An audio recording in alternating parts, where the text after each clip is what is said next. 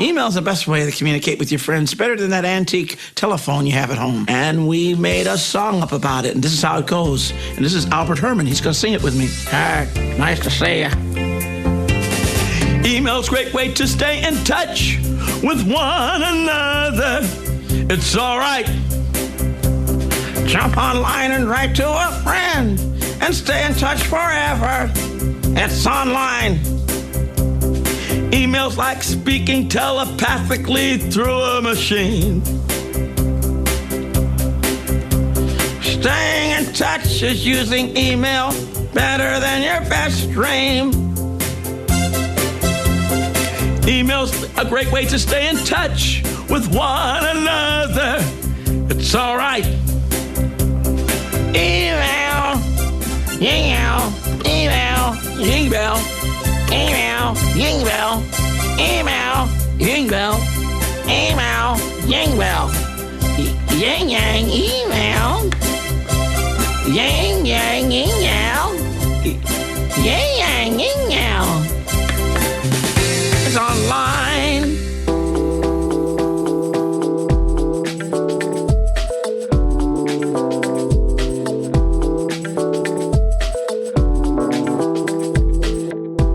Hi, everybody.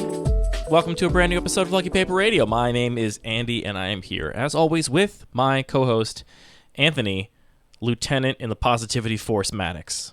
You know, I'm always like, what did I do that was significant this week that Andy's going to make a funny joke about? And I couldn't think of anything, so I'm glad you just came up with something totally different about your new favorite work of art. I don't know what you're talking about. I'm just saying you're a positive guy. Yeah, I'm just a positive guy. It's like the military, but for being nice. But for being nice. Of course, of course. Really, really glad that we're getting this started up finally. I don't think there's any way to turn that into an intro. We'll be thinking about it, though. Trust me, I'll be thinking about it. And Dear you for listening to this. I'm so sorry about the 5-minute intro that you just listened to, which actually, on that subject, before we get into anything serious, last week we recommended Bunta Vista, is that correct? Yeah. And I put it on last week, and I was delighted to start listening to, 10 or 20 minutes of the origin story of the grunter part of the Bunta Vista sort of setting. And then it occurred to me that we had just recommended that people go listen to this podcast. So to everyone who did, I'm sorry, or I'm happy for you if you enjoyed that. It's like what's that law that says if anything bad can happen, it will happen? Mm-hmm. What's that one? It's got a name. It's called Murphy's Law. Is that, I want to say Moore's Law, but that's the thing about No, it's not Moore's chips. Law. It's not Sturgeon's Law. Nope. It's doesn't matter.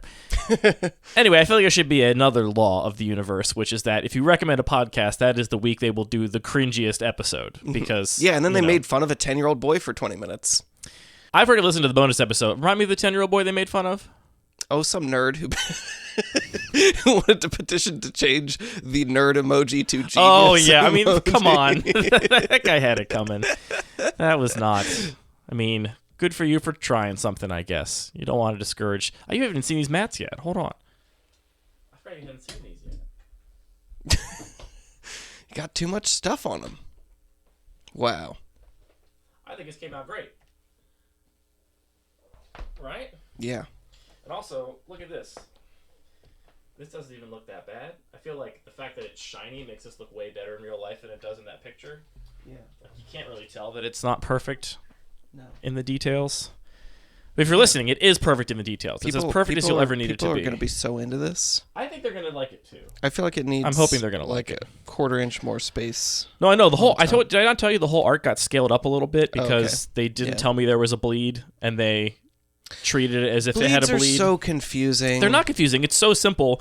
Except if I give you artwork that doesn't go to the edge and you know there's a bleed, and the artwork I gave you is exactly the dimensions of the finished product. Let me rephrase. Bleeds make me anxious.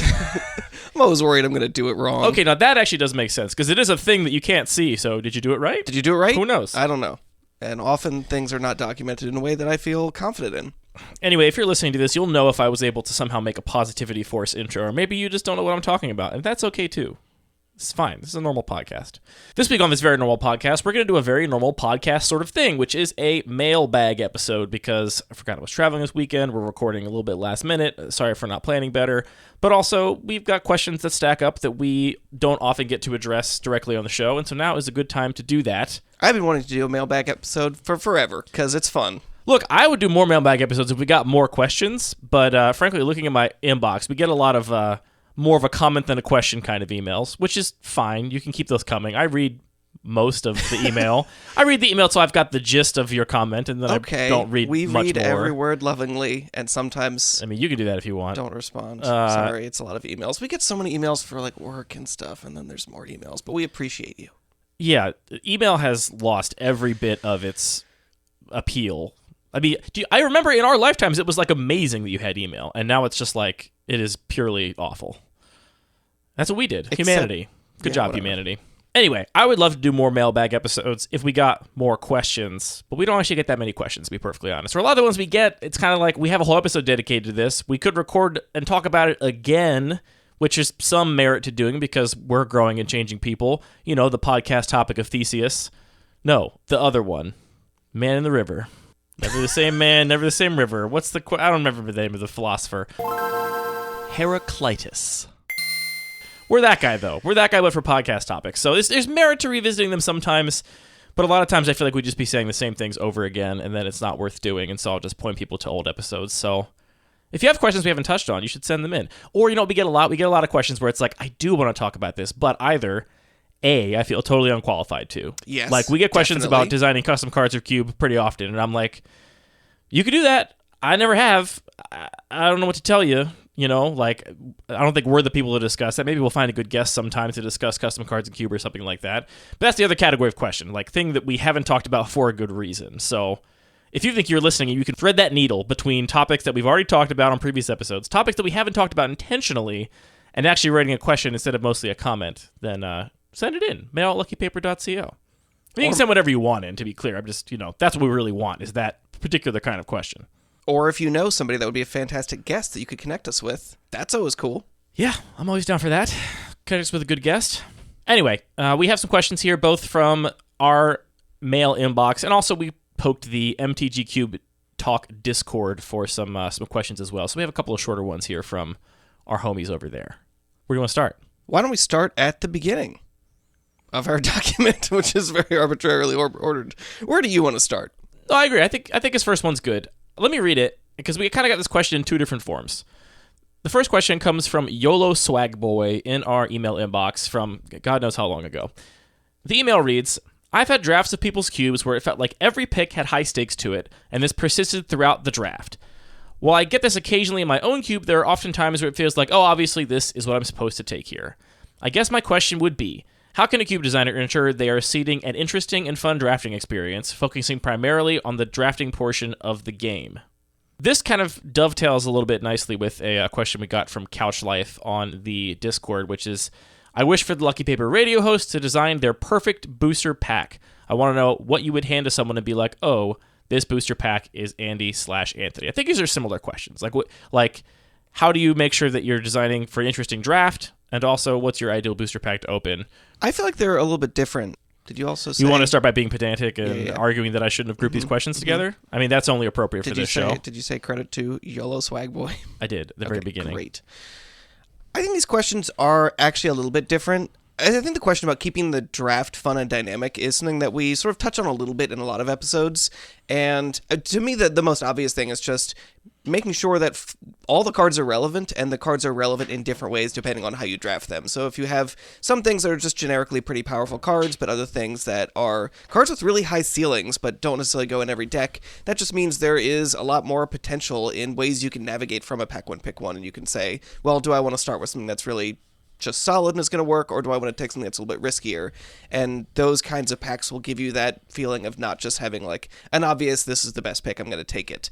Similarly, not having huge power outliers, so it's not just like literal power or a very low power cube that has lightning bolt where it's just objectively right to take the same thing. The question about what is my ideal pack probably isn't that, because I just want to see Earl of Squirrel there in the corner and be like, yep, I'm going to see you in 8 picks. good seeing you, buddy. And it's not necessarily about, I mean, maybe that's my flaw. Should I be opening a pack and thinking, yes, this is the like highest strategic density, most difficult pack? So I think you could take Couch Life's question, you could interpret it a couple ways. Like, what is my ideal pack as a drafter? Well, I want 2 excellent cards for my deck and for one of them to be wheelable, right? Like, that's my ideal pack as a drafter or whatever. Yeah. Mm-hmm. My ideal pack as a like designer, like what pack do I think speaks most to my cube design sensibilities, is like a pack that has nothing but fixing lands and 1 and 2 drops in it, and is a relatively even power level. I also think there's some room for interpretation here with YOLO Swagboy's question, because as I read this, I think YOLO Swagboy is implying that having high stakes for every pick is better. That is like, that's what he means by ensuring that the draft stays interesting. But I'm not sure if that always holds true, especially for different levels of investment among different players. If every pick is like a, well, this could go either way kind of situation, a lot of players will just kind of get a little paralyzed and be like, well, okay, I don't know what to take here. I feel like there's too many options and they're all great and I'm kind of like stuck.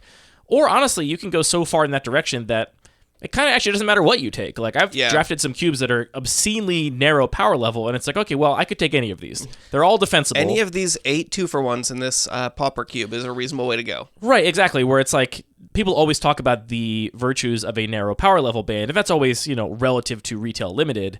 But within a cube, if everything is too close to the same power level, then the draft loses a lot of its meaning. It's like, all right, find a lane, stay in it, and your deck will be functional. So I don't know that there's like one specific way to make the draft more interesting. I think it's a question, YOLO Swagboy, for you to determine what constitutes an interesting draft. And this question's from a while ago, but ironically, we touched on this quite a bit, I think, last week on the show, where we were talking about the differences in the regular cube, which maybe prioritizes gameplay above like novel, interesting draft experience. It's not to say it's not fun to draft, but I think if there's like a scale, you're tipped towards, let's make sure these games resemble the kind of limited games I love to play. And contrasting that with Ryan Sachs' build-around cube, which definitely, I think, tips the scale the other way in favor of a really interesting draft, where, like, every time you sit down, there's endless possibilities in front of you, and every pick could, like, totally change the direction of your deck, on a dime. And you got to decide where on that spectrum is valuable for you to be, right? Like, all that being said, I probably would still enjoy drafting the regular cube more, because that's just more in line with the kind of Magic I enjoy. Back-to-back drafts of the regular cube are going to be more similar, right? Like, you're not going to get a ton of range draft to draft, but you still have all the things that are inherently fun about drafting. I think YOLO Swagboy here is asking about how do you capture that sort of Ryan Sachs build-around cube-esque, every pick is like critically important and can take your draft in totally different directions. And I think you touched on a lot of those ideas. One thing is, make sure you have a bunch of wild build-arounds that have a really high ceiling but a really low floor, which means that your players are often presented with the question of, am I willing to commit to this and try and make it work to get the payoff, or do I just take a much less powerful, safer pick, right? The question of, this is obviously the right pick, always comes up when the best card is also a safe card, where it's like the card that is the most powerful, that has the highest ceiling in this pack, is also just always going to be good, right? Yeah. Whereas if you look at the build-around cube, or another good example of this is Caleb Gannon's Synergy cube, I think Caleb's approach to that cube is really great, and he articulated something in a very obvious way, which I had never heard articulated so clearly before, which is that he just didn't want you to be able to win the game without doing something highly synergistic. Omit cards from the cube that have the ability to just win the game without you having to do something around them. And this is very similar, I think, to some of the ways that power is metered in old Board of Magic and the neoclassical cube. Like, power outliers back in the day were things like Fast Bond and Ancestral Recall and Mind Twist and, whatever. But none of those cards kill your opponent, right? Whereas powerful cards today are like Uro and Oko and Minskin-Boo, and it's like, you can just play that and do nothing else and maybe win the game. And so thinking about where you put your power level, do you put it into these things that require you commit to it versus not, is another great way to tip the scales further in that direction. And I don't know what your cube looks like, Swagboy, but it's entirely possible that what this will require, if you really are committed to this, is cutting a lot of cards you otherwise think of as being central to what your cube is, like cutting the lightning bolts, cutting the swords to plowshares. I mean, those aren't even great examples because those are also answers, but it means cutting the Fable of the Mirror Breaker, or cutting the Worm Coil Engine, or cutting the Titans, these cards that just do a whole bunch on their own and can solo a game pretty much, that are also relatively safe. I mean, the Titans are expensive, so depending on the environment, that's not a safe pick at all, but I think that's the main axis you should be looking at here, assuming that the tone I'm reading in this email is correct, that you think having every pick being interesting is ideal. I actually don't think my ideal draft has every pick being super interesting. I think some of the draft should be really interesting picks, and some of the draft should be getting rewarded for actually having drafted properly. And like, yeah, I wield this card is really good for my deck. It's a slam dunk. It's easy. And I want that to happen, right? Yeah. I'm just thinking about sort of the best emotional experience of going through a draft, and it does potentially. It starts with pack 1, pick 1 is this really difficult choice of how do I want to navigate this, and pack 2, pick 1 is just windmill slam. This is exactly what I need for my deck, and now I'm super confident going into the second half of the draft. Yeah, it's not necessarily like maximum decision, but it feels great. Well, another way to like put this is I really like high decision games with a lot of decision points where your decisions really matter. Like that agency is something I'm seeking in especially the design of the Bun Magic Cube. But that does not just mean more decisions, right? I don't want you to have to make a bunch of tiny little decisions all the time and have everything matter critically. I want there to be parts of the game where you just get rewarded for having made a proper sequencing decision, right? For having drafted your deck well and been able to, play your snowballing threat and protect it for a turn and also have a removal spell for their blocker. Like, then I want it to be easy, right? Like, I want there to be portions of... I want the decision density to be heterogeneous, like spread throughout both the draft and the gameplay, where there are critically important moments you can afford to spend a bunch of time tanking about, both in the draft and in the gameplay, and there are turns that are rote because you're way ahead because you drafted the right kind of deck, or the turn is rote because you're just trying to find your board wipe, and that's what your deck is designed to do. You make every decision to try and find that board wipe, but there's not like a branch necessarily. There's not another direction you could be going. So that's what I think about this question. I think ultimately it's like, figure out what you mean by focusing on the draft experience. What is actually your goal? If your goal is having more branching decisions, even late in the draft, then I think you should be looking at Caleb's Cube and Ryan's Cube and cubes like that have a ton of build-arounds, a ton of complexity mechanically that allow for wild fluctuations in card evaluations based on context. Yeah, and I think you're right. This might have to do as much with what's not included as much as what is included. So I think you could also just arrive at this place of very high sort of complex decisions just by iteratively cutting the things that people take most highly. Yeah, I mean, you could just take some notes. The next time you see a card in a pack that you're like, well, this is obviously the pick. Yeah. Cut it. Do that for a month. See how it looks. That's going to be hard. People don't like doing that. But also it's not like a commitment. You can do that for a couple months, see where the cube is, and have those cards set aside in a pile, and you can always put them back. This happens all the time to me where I'll like make a cut on Cube Cobra, and I'll get comments like, I can't believe you're cutting this. And it's like, why? There's literally no stakes. If I decided I was wrong, in 2 weeks from now, I'll just put it back. Be lower. Yeah. I mean, being like a podcast person, I have a little more stakes than most in that people are looking at it and like thinking about what I'm thinking. But I make cuts very freely. I just bloop, bloop, bloop, bloop, bloop, get them out of here. Always bring them back. Couch Life, to your question. Again, if I'm a designer, I love packs that have a ton of fixing, a ton of cheap cards, and I do like a pack that has a potential high ceiling build around. Definitely. And I'm talking about relative, right? Like a high ceiling build around in like your cube, like Traxos or something, is more committal than I'm excited to pick most of the time. But a card like Dark Confidant, okay, that's a card that it's generically powerful, but also it does push your deck in a certain direction. You can't just put Dark Confidant in any black deck and have it work. And so that's the kind of card where it's like, all right, I want ways to protect this. I want a low curve. I want removal spells to like, draw the game out so my card advantage matters more. Like cards like that are the ones that I'm really excited to pick, or like your Snapcaster Mage, where it's like, now this is better with more spells. Or maybe one of my favorite cards to pick early is still Dreadhorde Arcanist. I know I say it all the time on this show, but just the way that you can draft that card early and then make your whole deck about doing something I already want to be doing anyway, which is casting a bunch of cheap spells, but also getting to make this card really good. That's what I really like to see as a designer in a pack. And yeah, as a player, I just want my packs to be better than all my opponent's packs and to get the cards I want from my deck all the time. Perfect. I kind of think Couch wanted us to like list 15 specific cards. I cannot do that right now. I can't do it either. Sorry, Couch. We'll talk about it on the Discord. All right, next up we have a question here from listener Brandon to the email address. I'm going to paraphrase this a little bit. Brandon says, I would love to hear an episode devoted to discussing the differences and cogent similarities of cube design in old frame/old Magic cubes. There's more detail here. Sorry for not reading it all, Brandon, but, time is money, as it were. This is something I've been thinking about a lot with the Neoclassical Cube, and I think I might have said on the show that I made an effort to, at CubeCon this year, play as many old border cubes as I could. I didn't get to play as many as I wanted because I didn't have as many main event draft slots as other people, given that I was doing commentary. But again, last year at CubeCon, I was so struck by how different the Old Border Foil Cube felt from modern Magic. And ultimately, I think those differences have boiled down to a couple of like more apparent things, right? Like old cards they weren't as powerful. So that's one thing. And to be clear, like what that means is basically like the constants of Magic, starting with 7 cards in your hand, playing 1 land a turn, starting with 20 life, these things that are not affected at all by the cards themselves, by like power level creep. Those things feel different in old formats, right? 20 life feels like a bigger buffer. 1 land a turn feels slower. Everything just feels different when the actual things you're spending the mana on are recontextualized, which is important because we say all the time, and it's true, every cube is relative, right? Like the most powerful card in the cube is still the most powerful card in the cube, no matter how powerful it is. What struck me about the old school Magic was that there are constants to the game that do not change with context. They're not relative. Those things I mentioned, those constants of the rules, and those things just felt different in the context of Old Border Magic. There's also way less tokens, there's way fewer words on cards, there's no DFCs, all of these sort of obvious things that I think we all can easily recognize about an Old Border environment. And I think another huge difference that you hinted at earlier is just that a lot of the cards, they were more willing to make cards that just did stone nothing if you didn't build around them. Whereas I think a lot of the cards they design today, it's like, well, you get your first Drake token for free on your kicker card, and then you make more Drakes when you kick things in the future.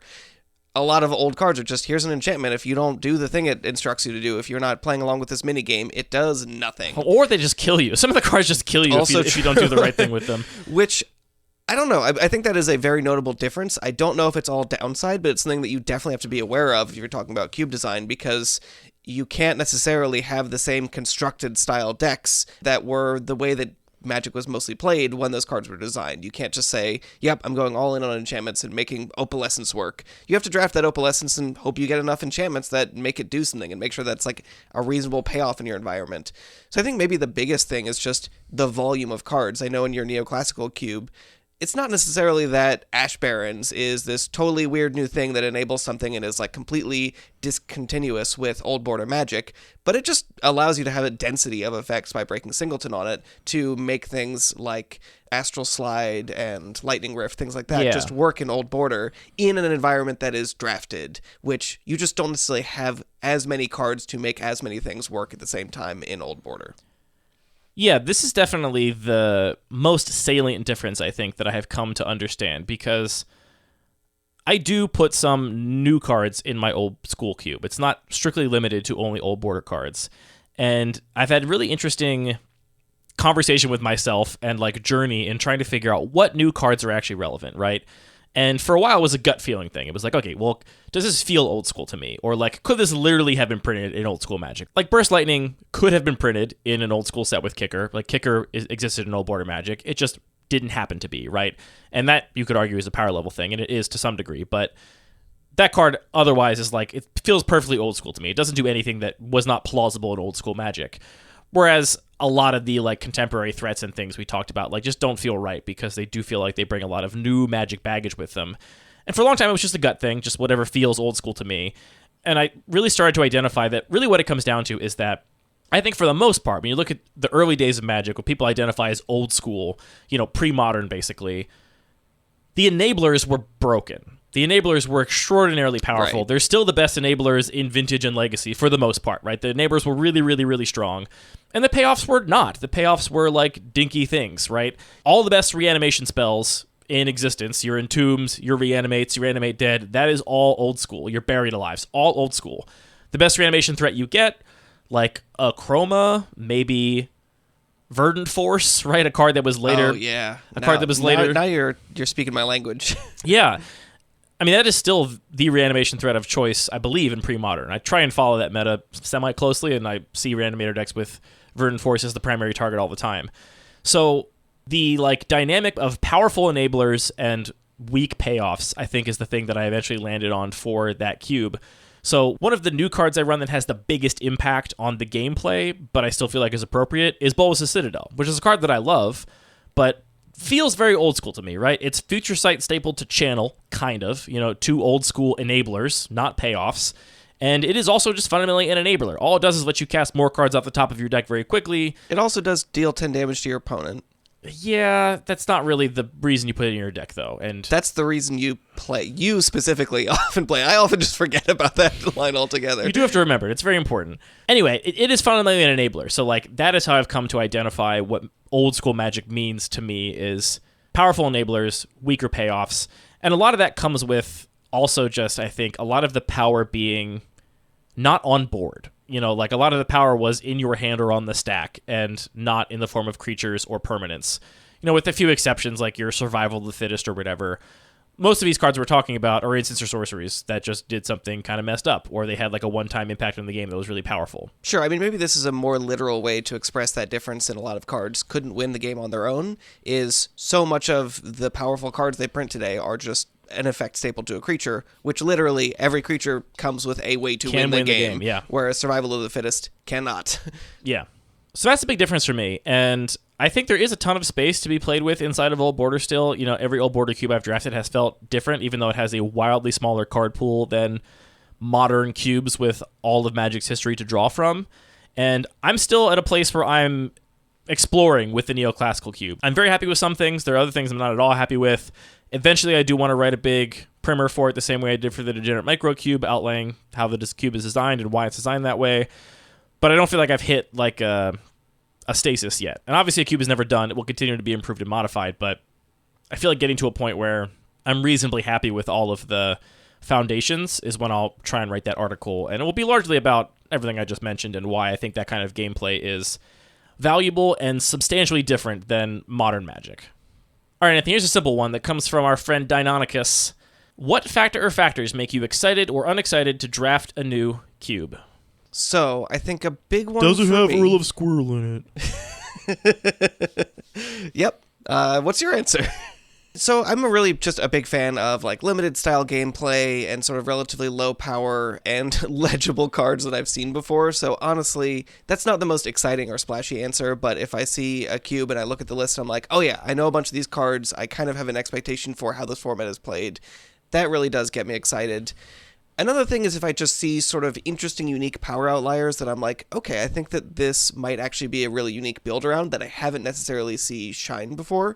Because they've just been printing so many cards, there's all kinds of, this was a rare in a format that we drafted a couple years ago, but it wasn't a powerful enough rare that it really was relevant and constructed, so it's not really a known thing, even though it's been around for a while. And when I see a cube that has a couple of those that stand out, and I think, this might be an opportunity for me to see this card do something different. That really gets me excited. Yeah, I'm definitely in a place where I care more about the texture of the games I'm playing than I do about the interest of the draft, to put this in the context of previous questions we've answered already.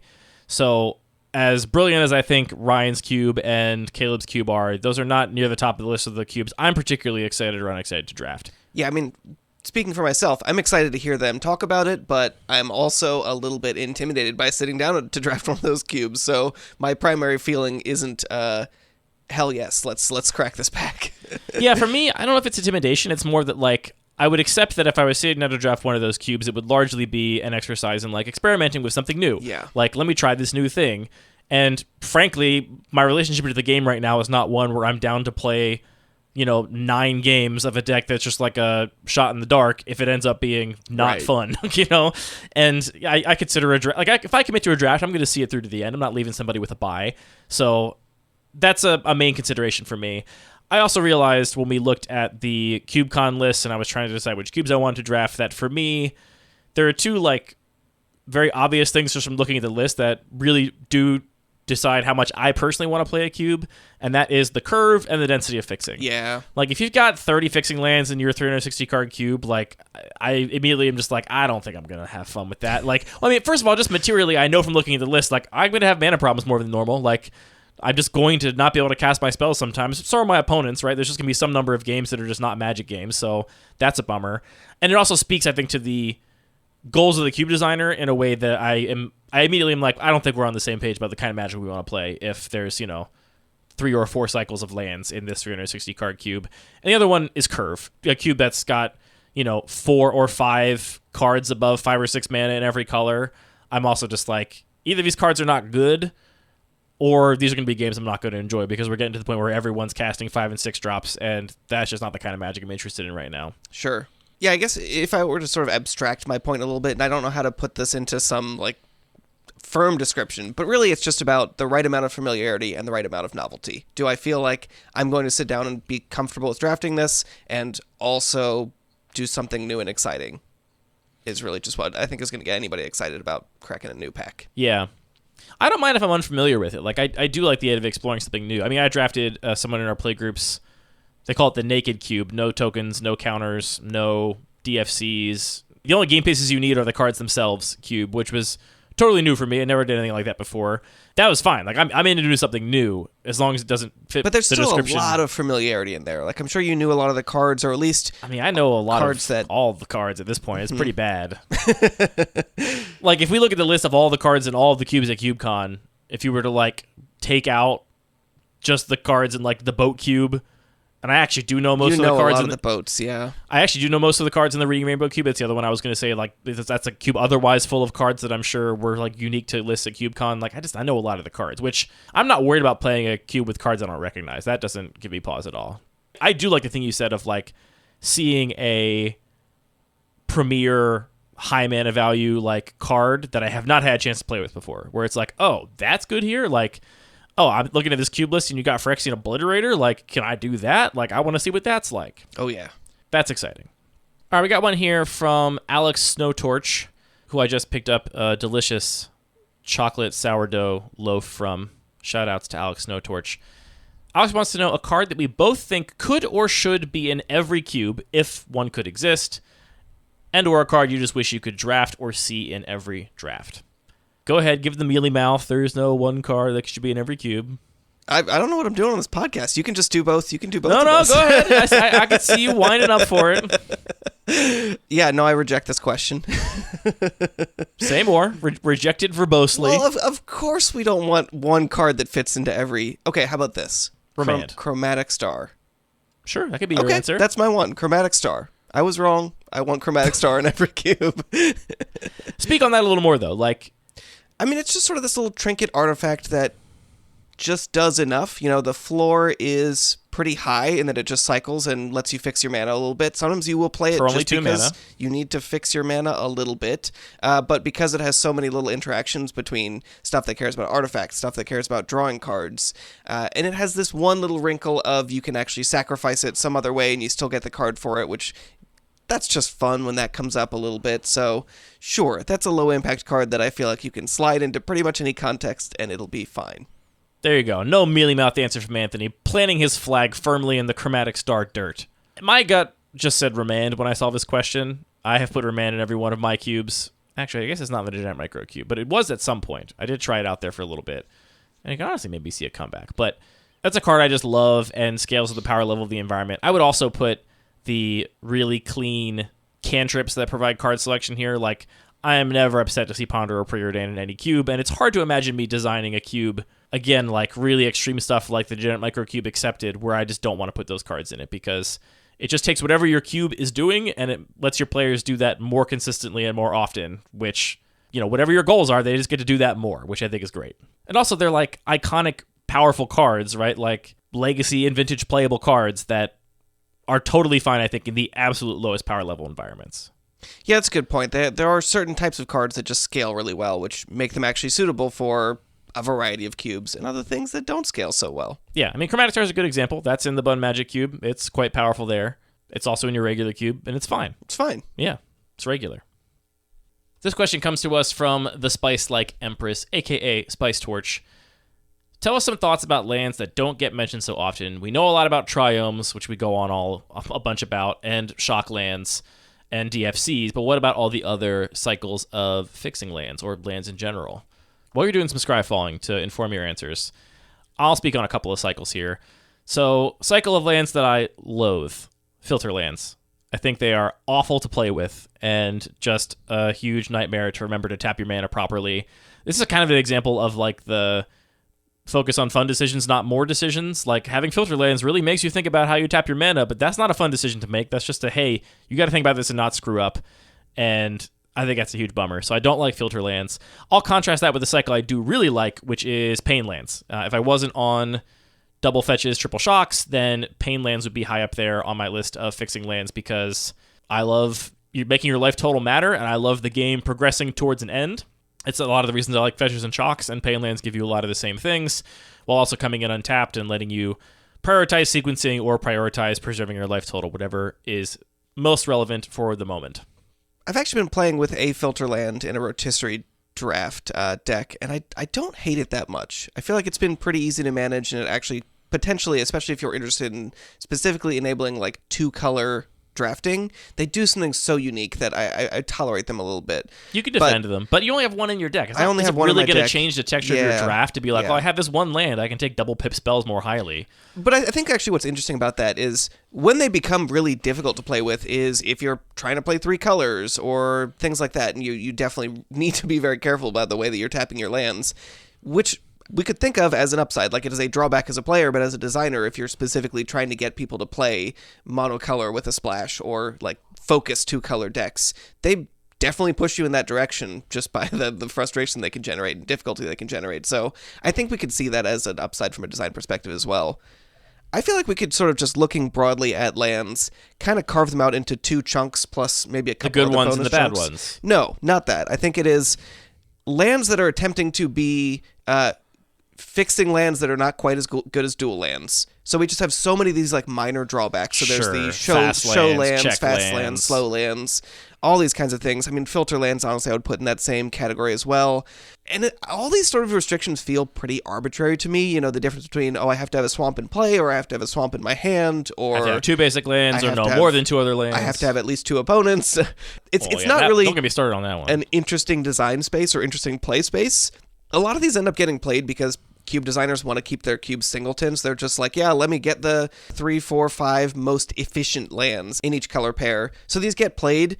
To me, I don't think that those are really interesting or meaningful decisions most of the time. So I'd almost rather just say, play a bunch of shock lands. And that's what I've done. Great. The other chunk of lands is lands that just do more stuff. You know, creature lands, horizon lands that are giving you some other downside to still make them worse in some strict sense than a dual land, because that's kind of the ceiling that they're pushing up against. But they're trying to be something else too. But they're trying to be something else. else. Trying to be the best dual land they can print reasonably. Right. So it comes into play tapped, giving you a little bit of mana cost. It has a life cost. It has some other thing. But later in the game, you animate it and turn it into a creature. Later in the game, you get to scry a little bit. And here's where I'd love to see a little bit more, not just design innovation, but maybe more range of power levels, because we have things like the campuses that have scry for 4 mana, things like that, and there isn't a lot in between where it's like, this isn't necessarily a competitive play, you're gonna see this as a staple in all Eternal formats, because it just costs, I'm saying there's space in between where there's a ton in between. There's almost none that are actually playable in Eternal formats. It's like Caracas. And that I would even put in a separate category. Because it's not fixing at all. This is a utility land, which, I mean, similarly, though, I think you're right. There is a lot more space. Okay, then it's just like Triome. I mean, Triomes, Triomes are I don't even know. Also do something I'm trying to think of specific. any fixing lands with upside. I mean, the Horizon lands are sometimes Colonnade playable. and Horizon lands. Accessor Colonnade, I don't think has been played and constructed in a very long time. That's probably true.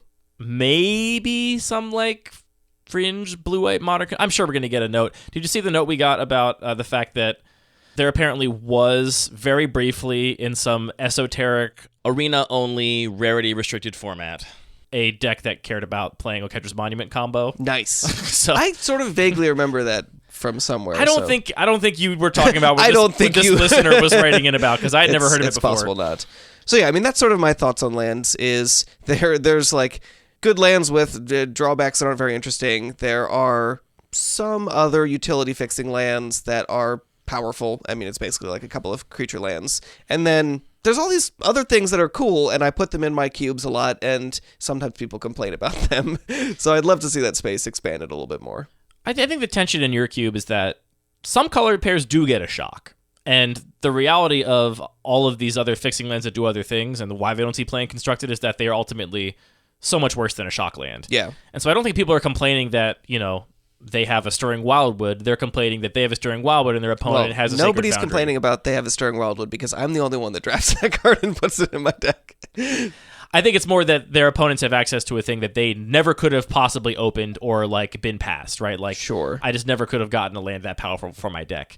Which I've wondered sometimes if you could do a cycle of shocks plus all these other things and still get all those other lands in there and just get rid of that impact of like people feeling bad that their opponent gets to play Stomping Ground or Sacred Foundry and they're stuck with their Temple of Deceit or whatever. Which brings me to one other point about lands that I've been feeling recently. I'm historically a big fan of playing with the Ravnica bounce lands. Yes. They are not appropriate for the Bun Magic Cube, but that doesn't mean I don't like them. I put them all in the Neoclassical Cube, and I've really enjoyed them there. This last draft of your cube, I really hated my Dimir Aqueduct so much in my blue-black deck. It did nothing but screw me over, and I realized after the draft that it should have just been Temple of Deceit because my deck had a ton of 2-drops, and so I wanted to play a tap land on turn 1 if I could, and not being able to play that stupid bounce land on turn 1 bit me so many times, and the card advantage that I gained from, having it later helped me in one game where I mulled to 5 and was able to still win because one of my lands was a bounce land.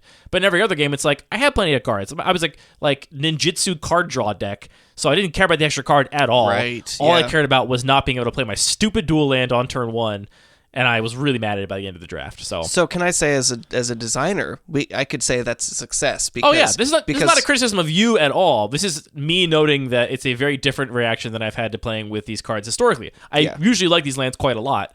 And I love playing Dimir Aqueduct in my blue-white deck that's splashing black in this cube specifically. Right, sure.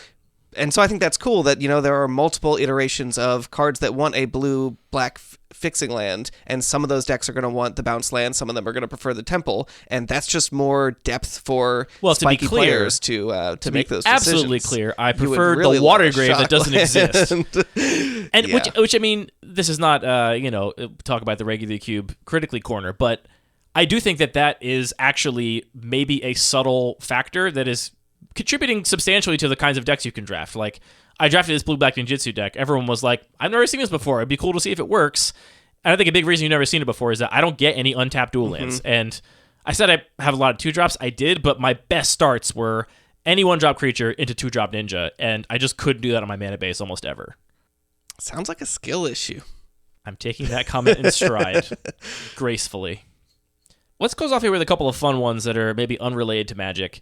AI Brady wants to know, what's the best meal you've ever had in your life? This is a really difficult question. The first thing that jumps to my mind is the first time I had soup dumplings. Do you remember, where it was? Yes, it was a restaurant in Atlanta, but then we actually had soup dumplings in Taiwan when we were on a trip there together, and that was a really great meal. And then the next time I had soup dumplings... Yeah, I'm just going to stick with soup dumplings. I love a big, Chinese-style meal where you have the big lazy Susan and somebody is, the menu daddy or menu mommy and orders a bunch of food, and it's just I'm not going to look at the menu, everything's going to come, and then you just spin around the lazy Susan and get all kinds of soups and braises and dumplings and leek pies and more dumplings. Yeah. I feel like the right answer to this question is supposed to be my wedding meal or right, anniversary. the first time. Well, hey, I don't have any risk of offending anybody there. I mean, no, you could have been an important meal with a friend or with your family or something. But I do remember the meal that I had when Hillary first said she loved me. Right, that should be my answer. If she doesn't listen to the podcast, does she? I mean, this is no reflection on my love for my wife at all. But if I'm honest, my father-in-law used to be very into going to nice restaurants. He was a big... Okay. He and I both hate the word foodie. He was a passionate patron... food enthusiast. A passionate patron of the food arts, and I have been lucky to go to a lot of very, very nice, very expensive restaurants with him and my wife. And I'll be honest, the first time you go to a really nice restaurant, I do remember the very first time I ever went to a nice restaurant. It was Woodbury Kitchen here in Baltimore back when it was open, in college at some point.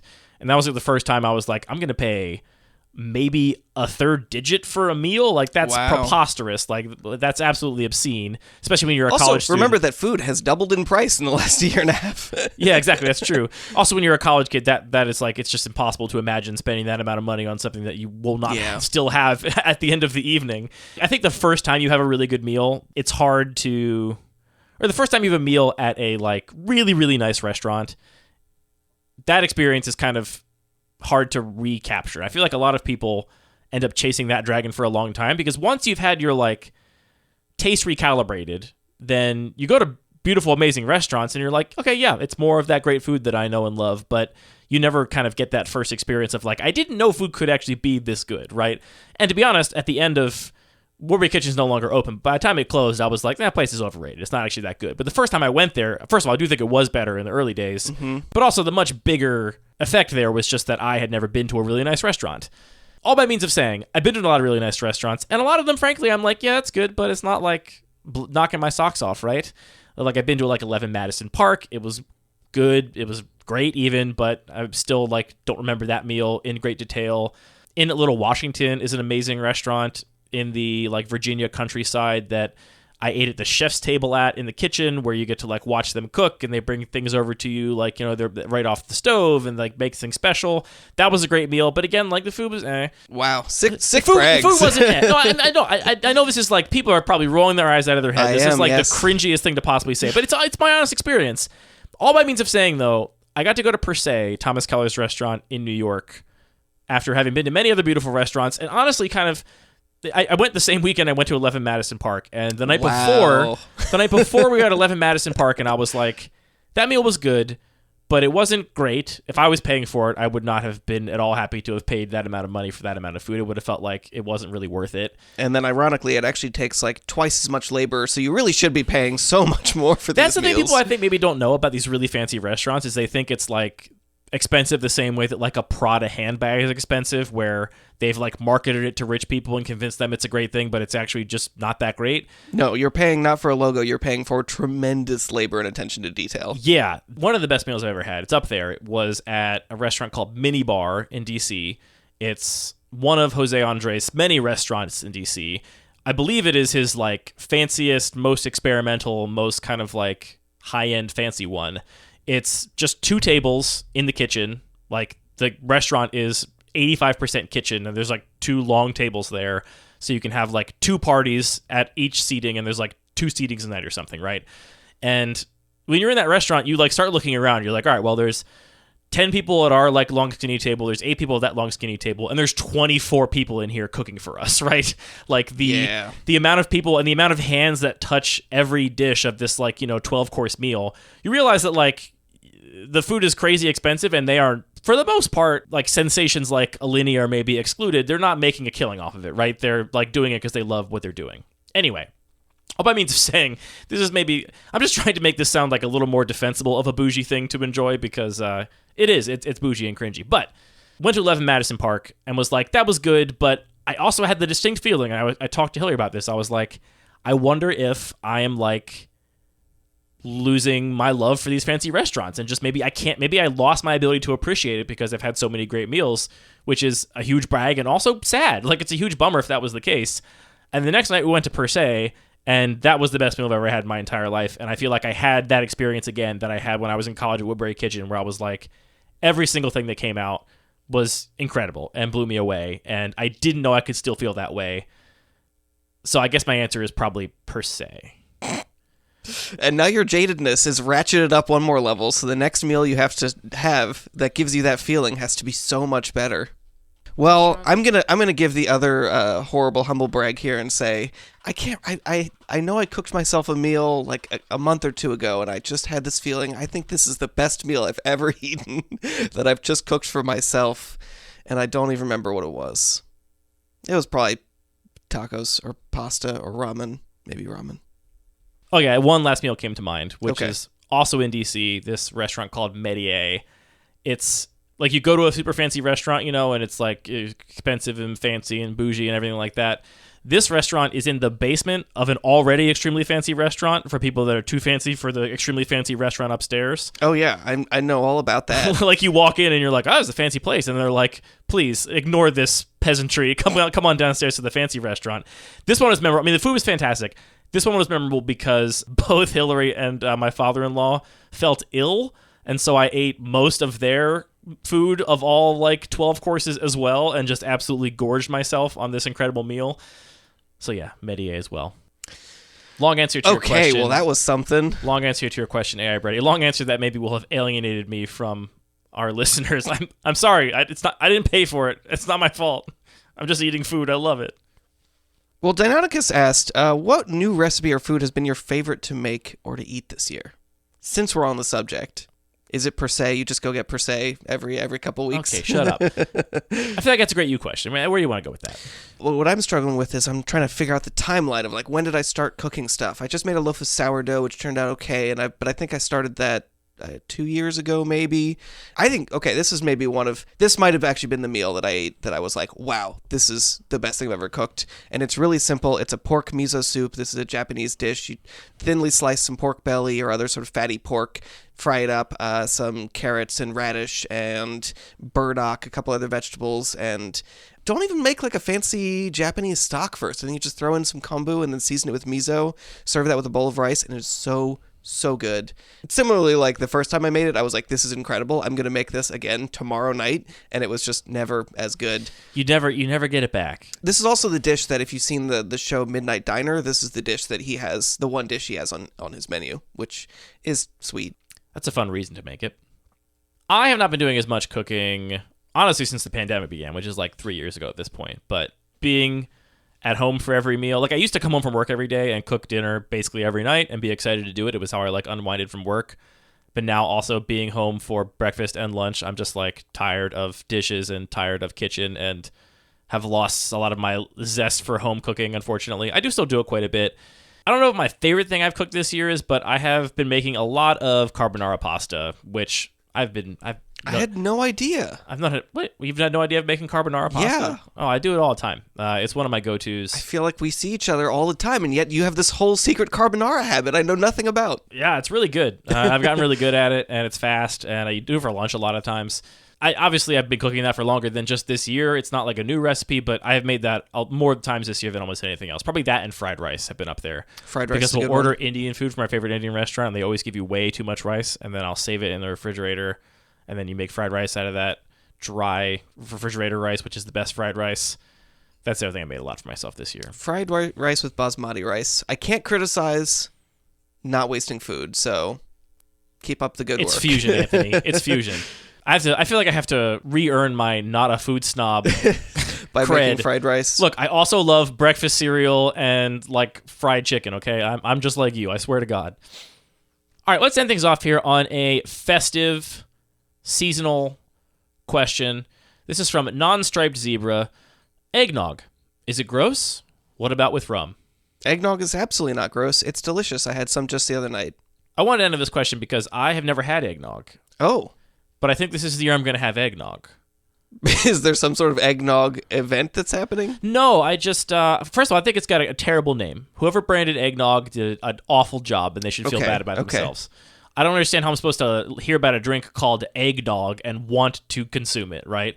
I feel like this is a thing where you hear about some like ridiculous food item in another culture that's got some like disgusting name, and with the benefit of the outside perspective, you're like, well, that's plainly gross. That's how I feel about eggnog. Like, how can we ever look at that name and be like, sounds good? I think that context matters here. I feel like if we were in the UK, we would just be like, yeah, that's a normal name for a food. Well, yeah, their foods are gross. The bar is way lower over there. Well, no, I think the names for a lot of their foods are gross. Although I do appreciate, what podcast was this? Somebody was Bangers talking about and mash and blood sausage and spotted dick.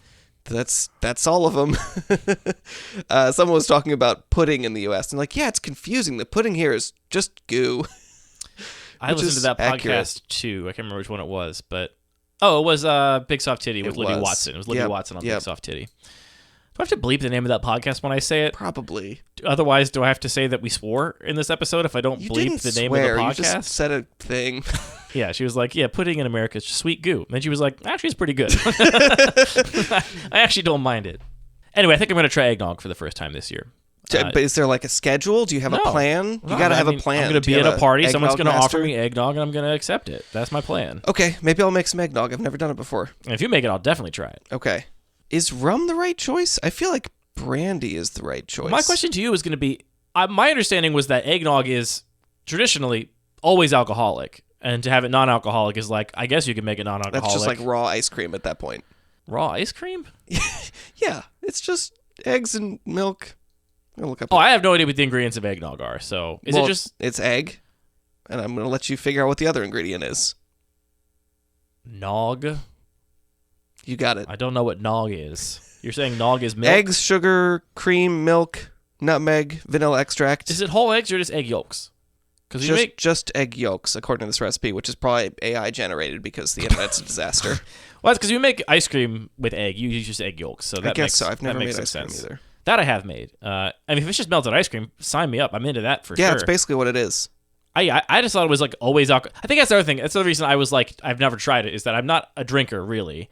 And so I don't think, ooh, an alcoholic drink, I want to have that. And I've always kind of looked at eggnog and as you're like, ooh, an alcoholic drink. That also sounds gross. Well, but it's also like, why would I go out of my way to have like a virgin margarita, which is kind of what I looked at eggnog as, where it's like, if I'm not having alcoholic eggnog. Are you talking, am I talking to the same person that you are? Does that make any sense? I have known you to down an entire thing of margarita mix. You've known me to tell you I did that. You've never seen me do it. It was back in high school, and I just discovered that it was middle school, high school era. It's just intense juice. I just called it super lemonade. I was like, this is just like lemonade, but so much better. Anyway, as an adult, and now you go to Per Se and enjoy their. I'm not a food snob. I drink margarita mix straight up and call it super lemonade. Super lemonade.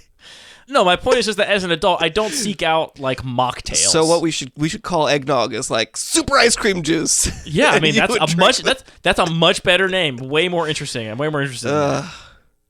Anyway, this is the year. I'm gonna give it a try. In your honor, non-striped zebra. So another thing that's cool about eggnog is you put enough booze in it, it's basically shelf stable, and you can even age it. It just gets safer over time. What does aged eggnog taste like? I have no idea. Do you want to find out? I'm going to start with 3 years? The fresh stuff. I feel like this always comes up on cooking issues where they're like, yep, this guy who has 4 batches of eggnog that he's been aging for 20 years tastes a little bit of each one, and we get some tasting notes. I mean, that sounds good. I would definitely try that. If I'm in the basement of super ice cream juice. If I'm in the basement of the guy that has been aging 4 different batches of eggnog for varying amounts of time, you know I'm trying everything I'm presented with, for sure, 100%.